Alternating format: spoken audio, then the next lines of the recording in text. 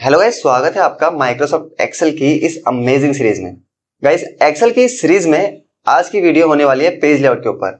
और आज की वीडियो आपके लिए इंपॉर्टेंट होने वाली है क्योंकि इस वीडियो में हम लोग सीखने वाले हैं पेज लेआउट के सारे ऑप्शंस, बेसिक टू एडवांस। हम लोग सारे ऑप्शंस पेज लेआउट के कवर करेंगे। जिस तरह से हम लोगों ने पिछली वीडियो में इंसर्ट के बारे में सीखा था, होम टैब के बारे में सीखा था, उसी तरह से आज की इस वीडियो में हम लोग कंप्लीट पेज लेआउट के बारे में जानने वाले हैं। पेज लेआउट का यूज मोस्टली एक्सेल के अंदर जो लार्ज डेटा होता है उसको मैनेज करने के लिए किया जाता है, क्योंकि एक्सेल के अंदर अगर आप कोई वर्क कर रहे हैं तो वो जो आपका एक्सेल का वर्क होता है वो कभी लार्ज डेटा में होता है, कभी उसे प्रिंट करना होता है। तो किस तरह से हम लोग प्रिंट कर सकते हैं, कितना उसमें मार्जिन रहेगा, क्या उसका ओरिएंटेशन रहेगा, कितना पोर्शन हमें प्रिंट करना है, तो इन सारे ऑप्शन से रिलेटेड आज की वीडियो होने वाली है, क्योंकि इसमें आपको पेज लेआउट के सारे ऑप्शंस को समझाया जाएगा। तो आज की वीडियो आपके लिए बहुत ही ज्यादा इंफॉर्मेटिव होने वाली है, तो मेक श्योर कि इस वीडियो को आप स्किप ना करें और इस वीडियो का कोई पार्ट बिना स्किप किए इस वीडियो को पूरा जरूर देखें। तो हेलो गाइस, मेरा नाम है मोहित और ईसीसी एजुकेशन में आपका स्वागत है। तो चलिए बिना देर के शुरू करते हैं इस वीडियो को और आते हैं अपनी कंप्यूटर स्क्रीन पर।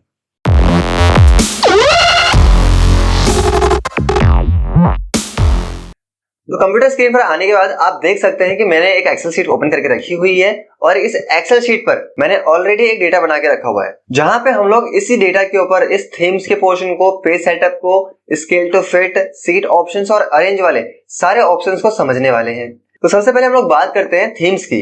अगर मैं थीम्स ऑप्शन में जाता हूं तो यहाँ से हम लोग जो भी चेंजेस करेंगे, यानी कि अगर हम कोई भी थीम चेंज करें तो उस थीम को चेंज करते टाइम बैकग्राउंड आप देखेंगे, फॉन्ट की स्टाइल, फॉन्ट का कलर और जो आपने इसमें इफेक्ट लगाए हैं वो सारे एक ही बार में चेंज हो जाते हैं। तो जो भी आपको सूटेबल लगेगा आप उस पर क्लिक कीजिए और वो कुछ इस तरह से एडजस्ट हो जाएगा। अब इसमें जब मैंने एक थीम लगाई तो यहाँ पे जो शेप का साइज है वो ऑटोमेटिक मैनेज नहीं हुआ। यहाँ पे हमें साइज को बड़ा कर लेते हैं, कुछ इस तरह से साइज अप्लाई हो जाएगा। अब इसके बाद आप देखिए कि अगर मैं सिर्फ और सिर्फ यहाँ से कलर चेंज करता हूँ तो इससे सिर्फ और सिर्फ हमारे कलर चेंज होंगे, फॉन्ट स्टाइल में और इफेक्ट में कोई भी फर्क नहीं पड़ेगा। अगर मैं सिर्फ और सिर्फ फॉन्ट की बात करूं तो यहाँ पे आगे अगर हम चेंज करेंगे तो यहाँ पर सिर्फ और सिर्फ हमारी फॉन्ट स्टाइल चेंज होती है। तो जो भी फॉन्ट स्टाइल हमें रखनी होती है वो हम लोग यहाँ से इस पे रख पाएंगे।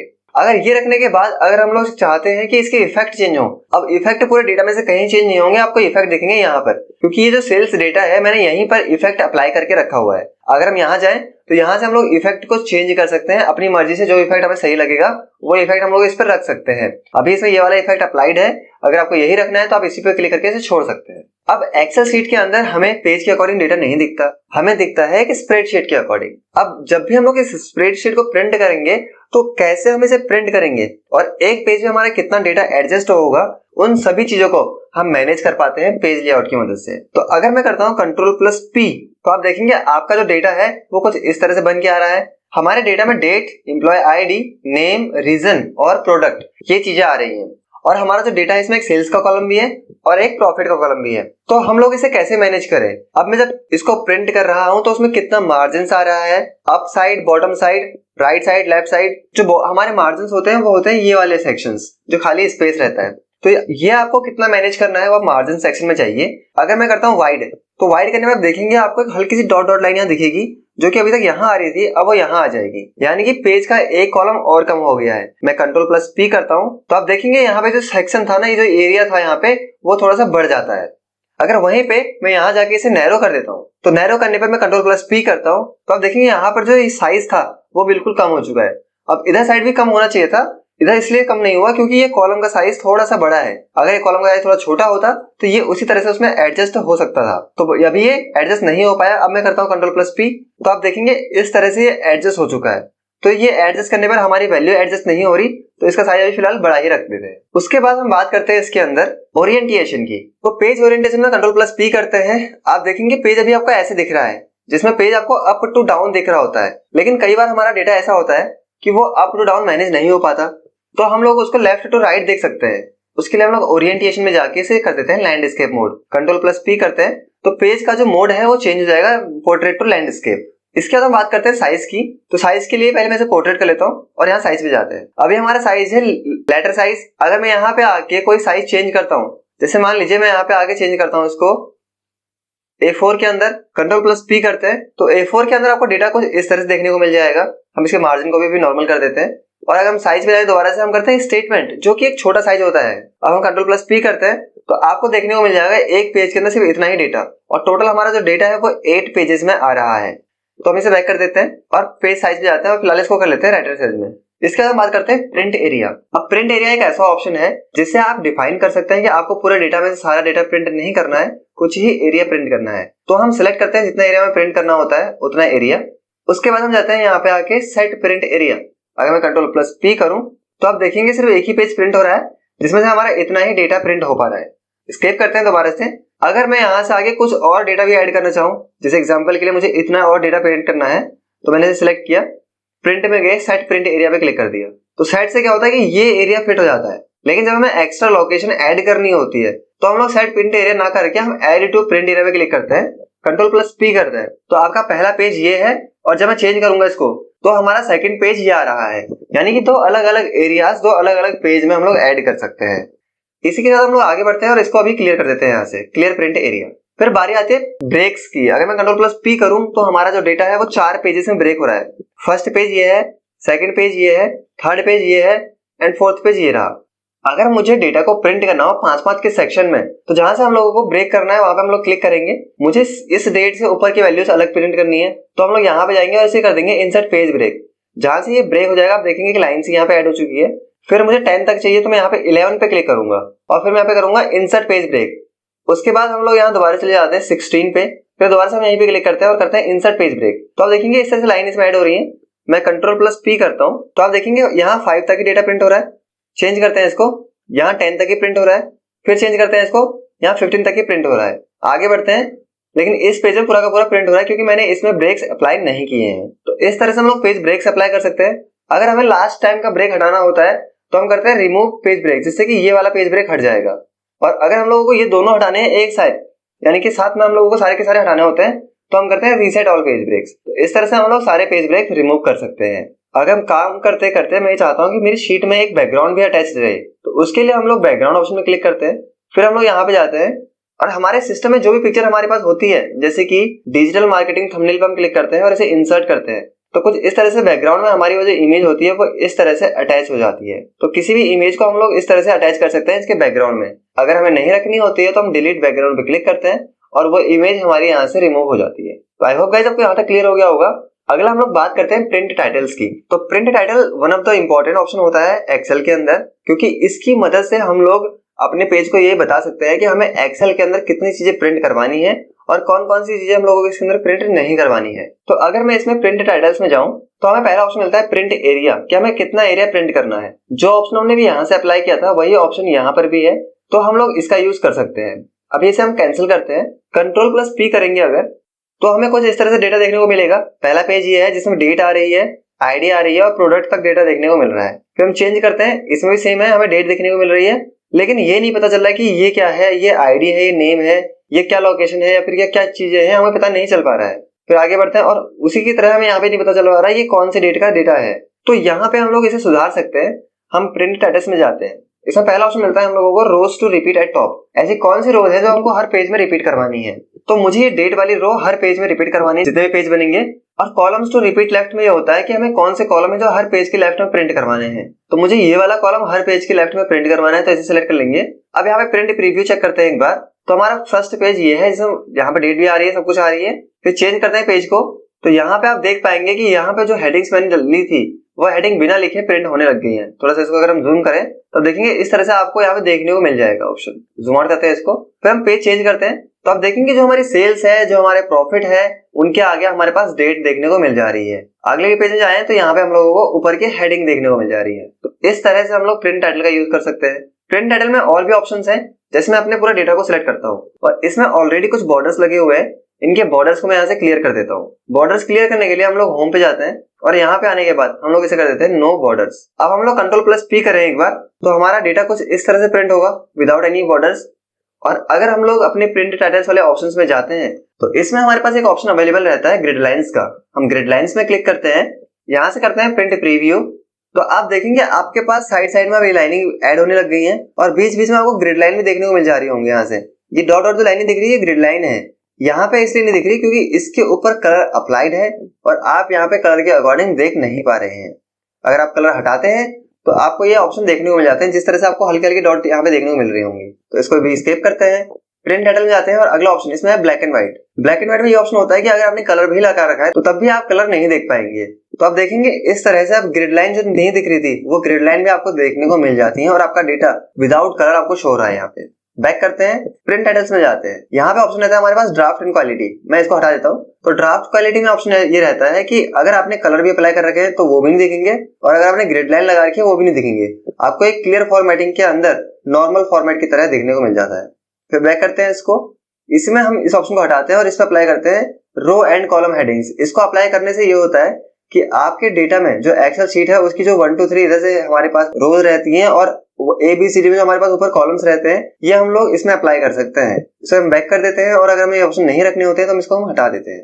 इसके बाद इसमें रहता है ऑप्शन कमेंट्स का। तो कमेंट हमें अभी लगानी पड़ेगी अपने सेट के ऊपर। राइट क्लिक करते हैं और यहाँ आने के बाद इसमें ऑप्शन मिलेगा इंसर्ट कमेंट, जिसमें मैं ले लेता हूँ एम्प्लॉय ID और ये कमेंट अभी हट गई है। तो राइट क्लिक करते हैं और इसको शो कर लेते हैं, जिससे ये कमेंट इस तरह से डिस्प्ले रहेगी। अब मैं Ctrl+P करूं तो आपको कमेंट देखने को नहीं मिलेगी, लेकिन आप प्रिंट टाइटल्स में से सेट कर सकते हैं कि आपको कमेंट भी चाहिए। आप यहाँ जाते हैं और इसे करते हैं एज डिस्प्लेड ऑन शीट। अगर आप यहाँ जाएंगे तो इसके बाद देखेंगे आपकी जो कमेंट है वो आपको इस तरह से देखने को मिलती है। स्केप करते हैं, प्रिंट टाइटल्स में जाते हैं और अगर मैं कर दूं इसको at the end of the sheet, तो अभी तक हमारे पास सिर्फ 4 पेज बन रहे थे, अब 5 पेज बनने लग गए हैं। हम अपने लास्ट पेज को चेक करते हैं, थोड़ा सा इसे जूम करते हैं।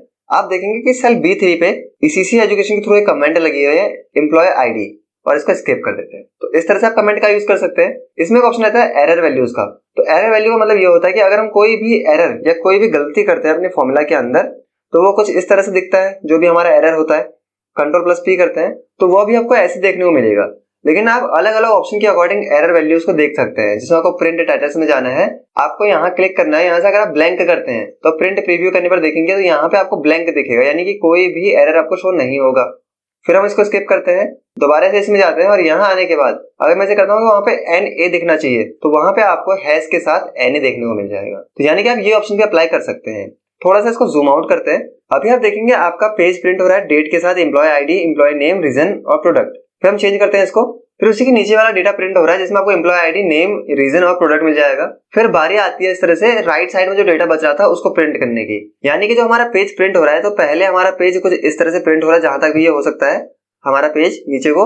उसके बाद जब यहाँ पे इसकी हाइट कंप्लीट हो जा रही है, फिर ये यहाँ से प्रिंट होना शुरू कर रहा है।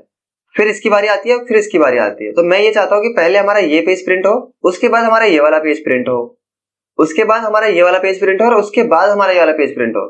तो प्रिंट टाइटल्स में जाने के बाद आप इसे कर सकते हैं ओवर देन डाउन। जैसे अभी करेंगे तो यहाँ पे जिगजैग जो ऑप्शन है वो चेंज हो जाएगा। अब आप प्रिंट टाइटल्स में क्लिक करिए तो फर्स्ट पेज हमारा ये प्रिंट हो रहा है जिसमें प्रोडक्ट तक है। फिर हम चेंज करते हैं, फिर जो दूसरा पेज प्रिंट होगा उसमें सेल्स से स्टार्ट होगा, सेल्स प्रॉफिट। फिर तीसरा पेज दोबारा से यहाँ पे एम्प्लॉय ID से स्टार्ट होगा और जो चौथा पेज होगा वो यहाँ सेल्स से आ जाएगा। तो इस तरह से आप प्रिंट टाइटल्स के सभी ऑप्शंस का यूज कर सकते हैं अपने डेटा के अंदर, कि आपको किस तरह से डेटा को मैनेज करके रखना है, किस तरह से आपको प्रिंट करने हैं ऑप्शंस को। तो आई होप आपको ये क्लियर हुआ हो। अब आगे बढ़ते हैं हमारे नेक्स्ट ऑप्शन की तरफ। तो अगला ऑप्शन है हमारे पास विड्थ का, हाइट का और स्केल्स का। यानी कि अभी मैं Ctrl+P कर रहा हूं अगर, तो हमारा डेटा 5 पेजेस में प्रिंट हो रहा है और 5 में भी एक कमेंट का पेज है। तो यहाँ से तो हम लोग कमेंट वाले ऑप्शन को हटा ही देते हैं, अभी नन कर देते हैं। तो हम देखें हमारे पास सिर्फ 4 पेज प्रिंट हो रहे हैं।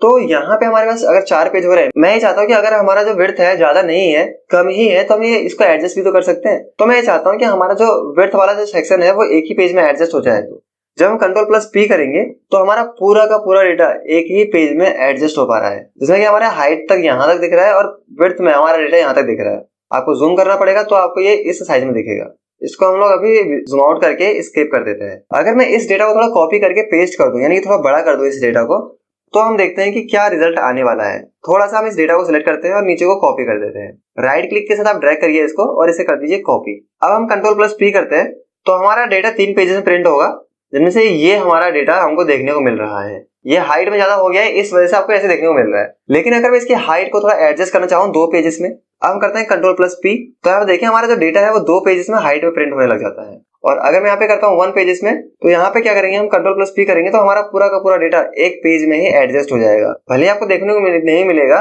लेकिन ये आपको सेटिंग में बता रहा हूँ कि ये इस तरह से काम करती है। लेकिन अगर आप इसको सही से मैनेज करना चाहते हैं, कि कई बार हमारा डेटा सही से मैनेज नहीं हो पाता, थोड़ा बहुत चीजें रह जाती हैं, तो आप इस स्केल ऑप्शन में से इसे सही कर सकते हैं। अगर आप इसे 100% पे रखते हैं तो ये रहता है नॉर्मल मोड में, Ctrl+P करते हैं इस तरह से।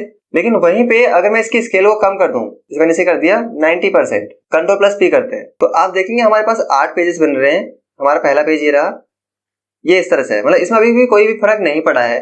हम दोबारा से इसी स्केल ऑप्शन में जाएं और इसको थोड़ा चेंज कर दें। मैंने इसे कर दिया 70%। तो Ctrl+P जब हम करेंगे यहाँ पे, तो आप देखेंगे कि इसका जो एक कॉलम और था, जो सेल्स का कॉलम था, वो यहाँ पे एडजस्ट हो गया है।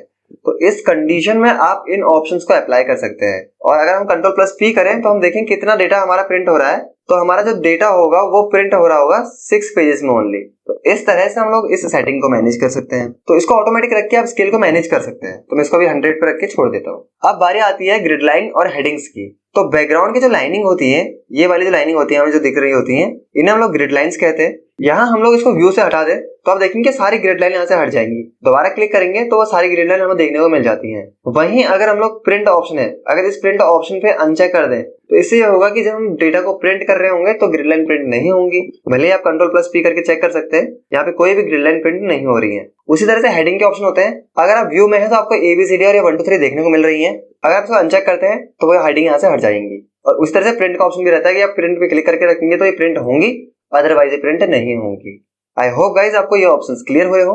इन्हीं के साथ हम लोग आगे बढ़ते हैं और इन ऑप्शंस को अप्लाई करते हैं जो कि अरेंज वाले ऑप्शन है। अभी तक हम लोग जितना भी डेटा मैनेज कर रहे थे वो डेटा मैनेजमेंट के लिए प्रिंट टाइटल्स के ऑप्शन थे। अब ये जो ऑप्शंस होते हैं ये होते हैं कि हम किस तरह से किसी ऑब्जेक्ट को मैनेज कर सकते हैं पेज लेआउट के अंदर। तो मैं कमेंट पहले हटा दूं। ऑब्जेक्ट यानी कि कोई इमेज हो सकती है या फिर कोई शेप हो सकता है। तो इंसर्ट टैब में जाने के बाद जो पिछली वीडियो मैंने आपको बताया था कि किस तरह से हम लोग शेप बना सकते हैं और किस तरह से उन्हें डिजाइन कर सकते हैं, तो उन शेप को हम लोग बना लेते हैं। ये मैंने यहाँ पे एक ऑब्जेक्ट क्रिएट किया है और यहाँ पे मैं एक साथ इसमें एक और ऑब्जेक्ट क्रिएट करता हूँ कुछ इस तरह से, और यहाँ पे मैं इसको कोई कलर दे दूँ। उसके बाद इसमें एक और ऑब्जेक्ट में बनाना चाहूंगा, मैं इसे बना लेता हूँ एक सर्कल छोटा सा, और इसको मैं कोई दूसरा कलर देना चाहूंगा। अब मेरे पास यहाँ 3 ऑब्जेक्ट्स हैं। लेआउट में जाते हैं, यहाँ पे जो ब्लू वाला है शेप हमारे पास वो सबसे पीछे है। अगर मैं चाहता हूँ कि वो शेप सबसे ऊपर आ जाए तो हम ब्रिंग ऑप्शन में जाते हैं और कर देते हैं उसको ब्रिंग टू फ्रंट, वो सबसे ऊपर आ जाता है। उसी तरह से अगर मैं चाहता हूँ कि वो सबसे पीछे चले जाए तो हमें करना होता है सेंड टू बैक। अगर हम लोग करते हैं ब्रिंग फॉरवर्ड तो उससे हमारा शेप ये होता है कि हमारा शेप एक के ऊपर आ रहा होता है। और अगर जैसे मुझे एक के पीछे भेजना हो, इस सर्कल को मुझे सिर्फ ब्लू के पीछे भेजना है, ग्रीन के पीछे नहीं भेजना है, तो हम करते हैं सेंड बैकवर्ड। और अगर हम करते हैं सेंड टू बैक तो ये सबसे पीछे चले जाता है। तो इस तरह से आप इन ऑप्शंस को अप्लाई कर सकते हैं। इसके बाद इसमें ऑप्शन आता है सिलेक्शन पेन, यानी कि जो भी चीजें आपने इसमें क्रिएट की हुई हैं उनमें से आपको कौन कौन सी चीजें देखनी है और कौन कौन से हाइड करके रखनी है। जैसे मेरे को ओवल नहीं देखना तो हट सकता है, ये नहीं देखना तो ये हट सकता है, ये नहीं देखना तो ये हट सकता है। अब एक फोर्थ ऑप्शन जो है वो टेक्स्ट बॉक्स जो हमारा सेल्स डेटा का है उसके लिए आ रहा है, उसको हम लोग हटा और रख सकते हैं। उसके बाद हम लोग आगे बढ़ते हैं और आगे हम लोग देखते हैं अलाइनमेंट वाले ऑप्शंस, यानी कि हम लोग इन ऑब्जेक्ट्स को किस तरह से अलाइन कर सकते हैं। अगर हम लोगों को इन्हें अलाइन करना होता है तो हम लोगों को इन्हें सिलेक्ट करना पड़ेगा, और सिलेक्ट करने के लिए आप कीबोर्ड से कंट्रोल दबा के रखिए और आप क्लिक करिए अपने ऑब्जेक्ट्स के ऊपर और इस तरह से आप ऑब्जेक्ट्स को सिलेक्ट कर सकते हैं। अब कई बार क्या होता है कि हमारे पास ऑब्जेक्ट्स ज्यादा होते हैं या फिर बहुत छोटे छोटे होते हैं जिन्हें हम लोग कंट्रोल के साथ सिलेक्ट नहीं कर पा रहे हैं। तो मैंने आपको होम टैब की एक वीडियो बताई थी, जो वीडियो चैनल पे अवेलेबल है। जिस तरह से आपको पेज लेआउट सिखा रहा हूं उस तरह से मैंने इंसर्ट सिखाया है, होम टैब सिखाया है, तो आप उस वीडियो को देखिए, वो भी आपके लिए फुल ऑफ इंफॉर्मेटिव है। उसमें मैंने होम टैब के बेसिक टू एडवांस सारी चीजें बता रखी हैं, उस तरह से इंसर्ट में और उस तरह से मैं आपको पेज लेआउट में समझा रहा हूँ। तो आपको सिलेक्ट वाले ऑप्शन में जाना है यहाँ पे, और आपको यहाँ पे क्लिक करना है सिलेक्ट ऑब्जेक्ट्स के ऊपर, और कुछ इस तरह से आपको एक बॉक्स टाइप क्रिएट करना है और तीनों ऑब्जेक्ट को उस बॉक्स के अंदर ले लेना है। यह आपके सारे शेप सिलेक्ट हो जाएंगे। अब यहाँ पे आने के बाद अगर मैं करता हूँ लेफ्ट तो हमारे सारे ऑब्जेक्ट लेफ्ट साइड को अलाइन हो जाते हैं। वहीं पे अगर मैं करता हूँ सेंटर तो इस तरह से बीच में आ जाएंगे। अगर मैं करूँ मिडिल तो ये कुछ इस तरह से बीच में हो गए, मतलब सेंटर भी है और मिडिल भी हो गए हैं। और अगर मैं यहाँ पे करता हूँ टॉप या मैं करता हूँ इसको बॉटम, तो इस तरह से हमारे ऑब्जेक्ट जो होते हैं वो मैनेज हो जाते हैं। अभी हम लोग इनको जैसे रखना चाहें वैसे रख सकते हैं। अब इसके बाद अगर मैं ऑब्जेक्ट्स को अलग अलग कर दूं, मैंने एक सर्कल यहाँ रखा हुआ है, राउंडेड रेक्टेंगल यहाँ रखा हुआ है और डाउन एरो यहाँ रखी हुई है। हम इन तीनों को सिलेक्ट करते हैं कंट्रोल की मदद से। अलाइन में जाके हम इन्हें करते हैं डिस्ट्रीब्यूट हॉरिजॉन्टल, तो इनका जो गैप होता है बीच का वो इक्वल हो जाता है। अगर हम बात कर रहे हैं वर्टिकल गैप की, जैसे मैंने एक ऑब्जेक्ट यहाँ रखा हुआ है और एक ऑब्जेक्ट मैंने यहाँ रखा हुआ है। अब आपको लग रहा होगा कि मैंने किस तरह से इनकी कॉपी की, तो कॉपी करना बहुत आसान है। आप अपने शेप को सिलेक्ट करिए, कीबोर्ड से कंट्रोल दबा के रखिए और इस तरह से मूव कर दीजिए उसके नीचे को। जैसे आप मूव करेंगे इसको कंट्रोल दबाने के साथ साथ, तो ये कॉपी क्रिएट कर देता है। अभी फिलहाल हम इन्हें सिलेक्ट करते हैं, अलाइन में जाते हैं और इन्हें कर देते हैं हम लोग डिस्ट्रीब्यूट वर्टिकल। तो इनका जो गैप होगा वो इस तरह से हम लोग मेंटेन कर पाएंगे। इस तरह से हम लोग इन ऑप्शंस को यूज कर सकते हैं। अब इन्हीं के साथ साथ हम लोग आगे बढ़ते हैं। आगे इसमें आपको ऑप्शन मिल जाएगा अलाइन टू ग्रिड, यानी कि जो बैकग्राउंड में ग्रिड लाइंस हैं, अगर मुझे उनके अकॉर्डिंग इन ऑब्जेक्ट को मैनेज करना हो, क्योंकि अभी तो हम लोग आसानी से इसको कैसे भी कहीं भी रख सकते हैं और ये बहुत बहुत स्मूथली मूव कर रहा होता है। तो अगर मैं यहाँ जाऊं, यहाँ से मैं करता हूँ स्नैप टू ग्रिड, इससे होगा कि अब मैं इनको मैनेज कर पाऊंगा। तो किसकी मदद से? ये जो हमारे बैकग्राउंड में ग्रिड लाइन होती है उनकी मदद से मैं इनको उतनी इजीली नहीं रख पाऊंगा। आप देख पा रहे होंगे मुझे खुद इसमें दिक्कत हो रही है जब मैं इनको मैनेज कर रहा हूँ। तो एक्चुअली में दिक्कत वाली चीज नहीं होती है, ये होती है मैनेज करने के लिए कि आप ग्रिड लाइन के अकॉर्डिंग अपने ऑब्जेक्ट को मैनेज कर सकते हैं। देखिए मैं अगर साइज भी छोटा बड़ा कर रहा हूँ तो पूरी एक ग्रिड लाइन के अकॉर्डिंग ही छोटा बड़ा हो रहा है। यहाँ पे कुछ इस तरह से हम लोग इनका यूज कर सकते हैं। इसी के साथ साथ हमारे पास एक ऑप्शन रहता है स्नैप टू शेप, यानी कि अगर मैं इसको मूव कर रहा हूँ इस तरह से और मैं यहाँ से आके ये ऑप्शन उठा देता हूँ ग्रिड वाला, अब जब मैं इसको मैनेज करूंगा तो ये जो शेप है हमारे बैकग्राउंड में उस शेप के अकॉर्डिंग ये मैनेज हो रहा होगा। जैसे हमने यहाँ पे रख दिया और यहाँ पे रखने के बाद जिसमें इसको थोड़ा कलर चेंज कर दूं, थोड़ा सेम लग रहे हैं ये, और अगर मैं इसको छोटा बड़ा करता हूँ इस तरह से हम इसको मैनेज कर पाएंगे। आपको ये सर्कल पे उतने क्लियरली नहीं शो होगा, इसके लिए मैं एक और शेप क्रिएट करता हूँ। पहले यहाँ पे हम शेप में जाते हैं और यहाँ से आके हम लोग कोई शेप इसमें क्रिएट करते हैं। जैसे मैंने यहाँ पे एक शेप ये क्रिएट किया, उसके बाद हम लोग यहाँ पे पेज लेआउट में चले जाते हैं, हमें यहाँ पे करते हैं स्नैप टू शेप। इसी के साथ साथ मैं यहाँ पे एक और शेप इसमें क्रिएट करना चाहूंगा, यहाँ जाते हैं और यहाँ से एक शेप इसमें और क्रिएट करता हूँ। तो आप देखेंगे मैं जब शेप को क्रिएट कर रहा हूँ तो ये ऑटोमेटिकली एक साइज ले रहा है, जो इसके शेप है वो शेप के अकॉर्डिंग मैं इसको ऐसे भी रख रहा हूँ तो ये एकदम फिट साइज यहाँ पे ले रहा है। देखेंगे इस तरह से मैं इसको बीच में रख ही नहीं पा रहा हूँ, ये यहाँ पे कुछ इस तरह से बन रहा है। तो आप इसे रखिए यहाँ पे, मैं इसका कलर थोड़ा चेंज करता हूँ और उसके बाद मैं इसे यहाँ पे मूव करता हूँ तो आप देखेंगे शेप के ऊपर ही मूव हो रहा है। इस तरह से आप स्नैप टू शेप भी कर सकते हैं अपने ऑब्जेक्ट्स को मैनेज करने के लिए। इसी में हम लोग आगे बढ़ते हैं। इसमें एक लास्ट ऑप्शन है हमारे पास ग्रिड लाइन का, जो कि हम लोगों ने यहाँ पे भी देखा था। अगर हम लोग इस पे अनचेक करते हैं तो सारी ग्रिड लाइन हट जाएंगी, यहाँ क्लिक करेंगे तो दोबारा से आ जाएंगी। नेक्स्ट जिसमें ऑप्शन है वो है ग्रुप का, यानी कि हम लोग ग्रुप क्रिएट कर सकते हैं किसी चीज का। मैं इस चीज को अभी यहाँ से डिलीट करता हूँ और यहाँ पे जो मैंने शेप रखा हुआ है इसे हम यहाँ से हटाते हैं। इसे हम करते हैं ब्रिंग टू फ्रंट, इस तरह से ले आते हैं इसको। कलर में इसका थोड़ा चेंज करना चाहूंगा शेप फॉर्मेट में जाने के बाद इस तरह से, और इसको मैं यहाँ रख देता हूँ। इस शेप के अकॉर्डिंग अभी अलाइन हो रही है इस तरह से। तो एक काम करते हैं, दोबारा से हम लोग लेआउट में जाते हैं, यहाँ से इस ऑप्शन को हटा देते हैं, ग्रिड को हटा देते हैं। अब यहाँ मैंने रख लिया इसको, मैं इसी के कॉपी और जनरेट करता हूँ Ctrl+C, ये Ctrl+V भी कर सकते हैं और इस तरह से इसको मूव करके भी रख सकते हैं। तो मेरे पास कुछ इस तरह से ऑब्जेक्ट्स क्रिएटेड है। अब मैं इन सारे ऑब्जेक्ट्स को कंट्रोल की मदद से सिलेक्ट कर लेता हूँ और यहाँ पे जाके मैं इसे कर देता हूँ ग्रुप। अब ग्रुप करने पर ये जो पीछे का ऑब्जेक्ट है ये पूरा एक ऑब्जेक्ट बन चुका है, यानी आप देखेंगे इस तरह से ये पूरा का पूरा एक ऑब्जेक्ट है। अगर मैं कहीं पे भी क्लिक करता हूँ, बाहर क्लिक करता हूँ, इस पे क्लिक करता हूँ, फिर ये एक ऑब्जेक्ट मिल जाता है आपको। आप इस तरह से इसका यूज कर सकते हैं। तो अगर मैं इसे रोटेट भी करता हूँ तो ये पूरा एक ही साथ रोटेट हो जाता है। अगर आप इन्हें अलग अलग करना चाहें तो आप इसे यहाँ पे अनग्रुप करते हैं और फिर से ग्रुप करना हो तो आप इसे ग्रुप कर सकते हैं। अगर आप इसे रोटेट करना चाहते हैं तो कौन सी डायरेक्शन में कितने डिग्री को आपको इसे रोटेट करना है वो आप यहाँ से कर सकते हैं। तो इसी के साथ हमारा पेज लेआउट कंप्लीट होता है। आई होप आपने पेज लेआउट को एंजॉय किया होगा और सारे ऑप्शंस को बेसिक से समझ लिया होगा। गाइस आपसे एक रिक्वेस्ट है कि इस वीडियो के रिगार्डिंग अपना एक फीडबैक जरूर दें। मैं आपके लिए सारे टैब्स को लेके आ रहा हूँ, home tab, insert, page layout, और इसी तरह से हम लोग आगे को भी बढ़ने वाले हैं। तो आपको वीडियो जैसी भी लगी हो उसके रिगार्डिंग अपना एक फीडबैक जरूर दें। जल्दी मिलते हैं अगली वीडियो के साथ, तब तक के लिए बाय बाय, थैंक यू।